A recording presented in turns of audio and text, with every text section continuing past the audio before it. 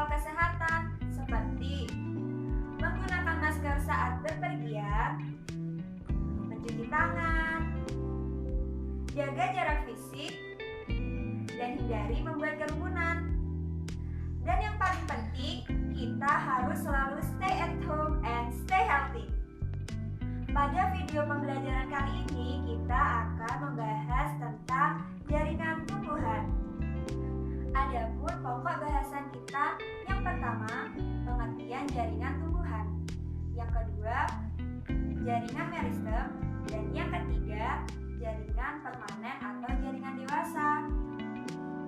Dan tujuan pembelajaran kita yang pertama, peserta didik dapat mengetahui pengertian jaringan tumbuhan. Yang kedua, peserta didik dapat mengetahui ciri-ciri dan fungsi dari jaringan meristem. Yang ketiga, peserta didik dapat mengetahui ciri-ciri dan fungsi dari jaringan permanen atau jaringan dewasa.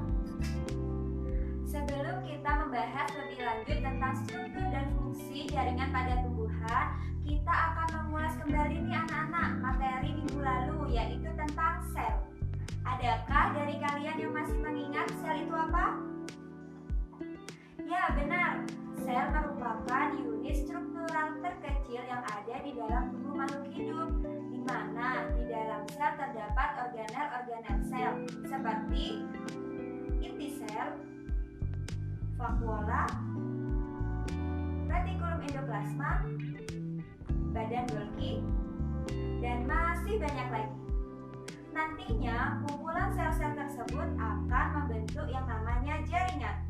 Salah satunya yaitu jaringan tumbuhan.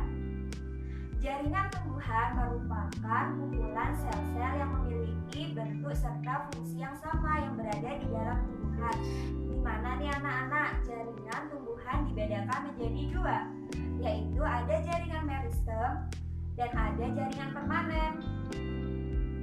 Yang pertama, kita akan membahas tentang jaringan meristem. Jaringan meristem merupakan jaringan yang sel-selnya tersusun atas sel-sel yang masih muda dan aktif melakukan pembelahan nih anak-anak. Di mana ciri-ciri dari jaringan meristem yaitu yang pertama, sel-selnya tersusun atas sel-sel yang masih muda dan aktif melakukan pembelahan. Yang kedua, susunan selnya rapat atau tidak ada ruang antar sel. Yang ketiga, memiliki protoplasma. Dan yang keempat, selnya tersusun atas satu atau dua inti sel. Jaringan meristem dibagi menjadi dua, yaitu berdasarkan posisinya pada tumbuhan dan berdasarkan perkembangannya. Berdasarkan posisinya pada tumbuhan, jaringan meristem dibagi menjadi dua, yaitu meristem primer dan meristem sekunder. Meristem primer merupakan jaringan meristem yang tersusun atas sel-sel yang masih muda dan mengalami pembelahan, di mana biasanya meristem primer ini dapat kita temukan pada ujung batang maupun ujung akar.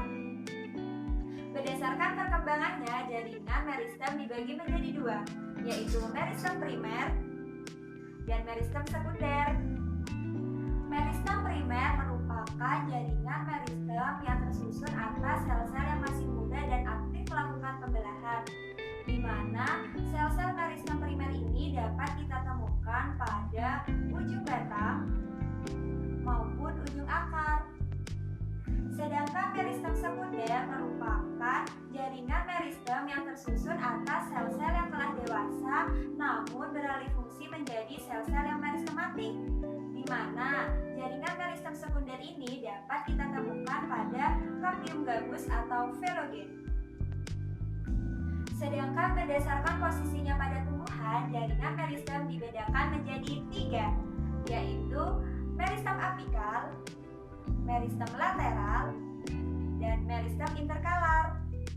Meristem apikal merupakan jaringan meristem yang tersusun atas sel-sel yang masih muda dan aktif melakukan pembelahan, di mana biasanya jaringan meristem apikal ini dapat kita temukan pada ujung batang maupun ujung akar.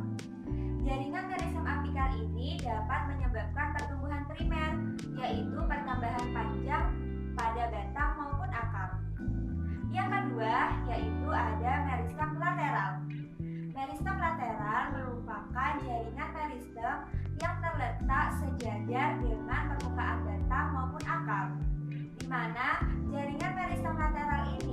kita temukan pada kambium vaskuler maupun kambium gabus. Dan yang ketiga yaitu ada meristem interkalar.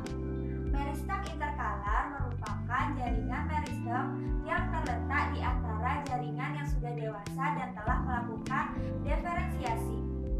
Jaringan meristem interkalar ini dapat kita temukan pada pangkal luas tumbuhan rumput-rumputan. Itu tadi anak-anak penjelasan tentang jaringan meristem. Apakah kalian sudah mengerti? Ya, bagus jika kalian sudah mengerti. Selanjutnya kita akan membahas tentang jaringan permanen. Jaringan permanen atau jaringan dewasa merupakan jaringan pada tumbuhan yang tersusun atas sel-sel yang sudah dewasa atau sudah tidak lagi melakukan pembelahan. Di mana ciri-ciri dari jaringan permanen yaitu yang pertama, sel-selnya tersusun atas sel-sel yang telah dewasa atau tidak lagi melakukan pembelahan. Yang kedua, sel-selnya relatif berukuran besar. Yang ketiga, memiliki ruang antar sel. Dan yang keempat, memiliki vakuola yang berukuran besar.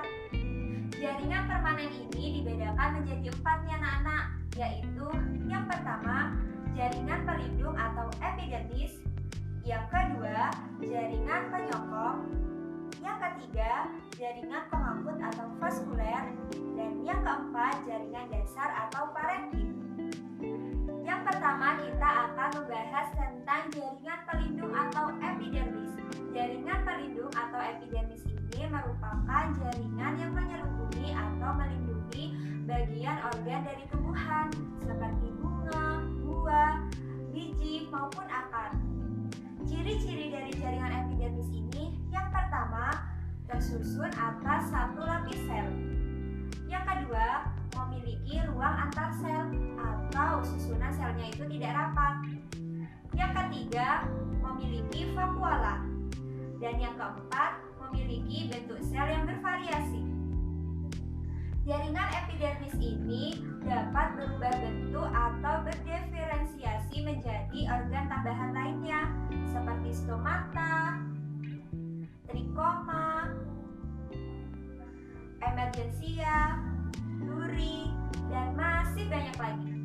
Yang kedua yaitu jaringan dasar atau jaringan parenkim.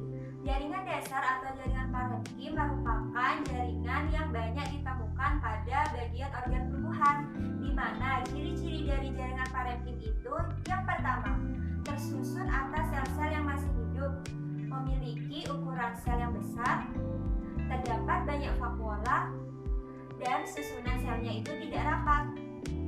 Yang ketiga yaitu jaringan penyokong atau jaringan penguat. Jaringan penyokong merupakan jaringan yang berfungsi untuk membentuk tumbuh-tumbuhan, di mana ciri utama dari jaringan penyokong ini, dinding selnya tersusun atas jaringan yang sangat kuat. Jaringan penyokong ini dibedakan menjadi 2, yaitu ada jaringan parenkim, yaitu merupakan jaringan penyokong yang terdapat pada organ-organ tumbuhan yang masih melakukan pertumbuhan dan perkembangan. Yang kedua yaitu ada jaringan sklerenkim. Jaringan sklerenkim ini merupakan jaringan penyokong yang terdapat pada bagian-bagian tumbuhan yang sudah tidak lagi melakukan pertumbuhan maupun perkembangan. Yang keempat yaitu ada jaringan pengangkut atau vaskuler. Jaringan pengangkut ini merupakan jaringan pada tumbuhan yang berfungsi untuk mengangkut air dan garam-garam mineral serta hasil fotosintesis yang dilakukan oleh tumbuhan, di mana jaringan pengangkut ini dibedakan menjadi 2, yaitu ada xilem dan floem. Xilem merupakan jaringan yang berfungsi untuk mengangkut air dan garam-garam mineral dari akar menuju ke daun. Sedangkan floem merupakan jaringan pada tumbuhan yang berfungsi untuk mengangkut hasil-hasil fotosintesis dari daun menuju ke seluruh bagian tubuh tumbuhan.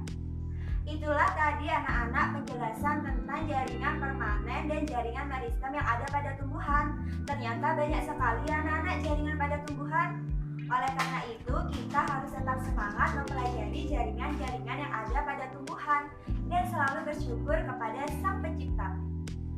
Karena pembelajaran hari ini telah selesai, mari kita bersama-sama mengucap syukur dan hamdalah supaya pembelajaran kita kali ini dapat bermanfaat dan barokah. Alhamdulillahirabbil alamin. Sekian pembelajaran hari ini. Terima kasih telah menonton video ini. Semoga bermanfaat dan wassalamualaikum warahmatullahi wabarakatuh.